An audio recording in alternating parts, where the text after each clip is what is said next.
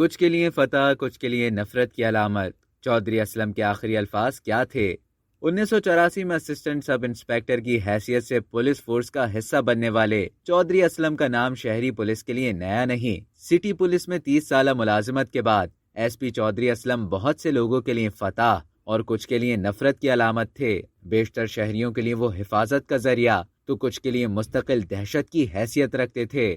تنازعات ان کی زندگی کا ایک اہم جز رہے، لیکن یہ چیزیں بھی مجرموں کو منہ توڑ جواب دینے کے اصول کی راہ میں حائل نہ کر سکیں۔ 1990 کی دہائی میں ہونے والے کراچی آپریشن سے لے کر 2009 میں عبد الرحمان بلوچ اور رحمان ڈکیت کے قتل تک، گینگ وار کے ملزموں کے خلاف اپریل 2012 لیاری میں کئی روز آپریشن سے لے کر اپنی ہلاکت سے کچھ گھنٹے قبل منگو پیر میں مطلوبہ دہشت گردوں کے مارے جانے تک، S P Khan media, police حکام اور سیاسی جماعتوں میں کیب حوالوں سے جانے جاتے تھے۔ کالعدم تنظیموں کے ارکان کی گرفتاری کے کامیاب آپریشن کے بعد آئی جی سندھ شاہد ندیم کی جانب سے شہر کے خطرناک ترین افسران میں سے ایک قرار دیے جانے والے S P Khan crime Sindh police investigation department CID کے انسداد انتہا پسندی سیل کے سربراہ تھے۔ انہیں اپنے پیشہ ورانہ کریئر میں بھرپور عزائم کی کئی بار قیمت چکانا پڑی۔ 2011 میں ان کے گھر پر بارود بھری گاڑی سے دھماکہ کیا گیا، تاہم وہ اور اہل خانہ اس دھماکے میں محفوظ رہے،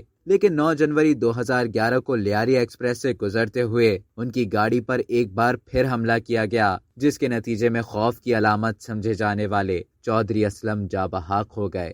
ان کے آخری کلمات کے بارے میں وثوق سے کچھ کہنا مشکل ہے، مگر ان کی اہلیہ کے مطابق چودھری اسلم اپنی آخری گفتگو میں بار بار ایک ہی بات کہہ رہے تھے: میں شہید ہونے والا ہوں۔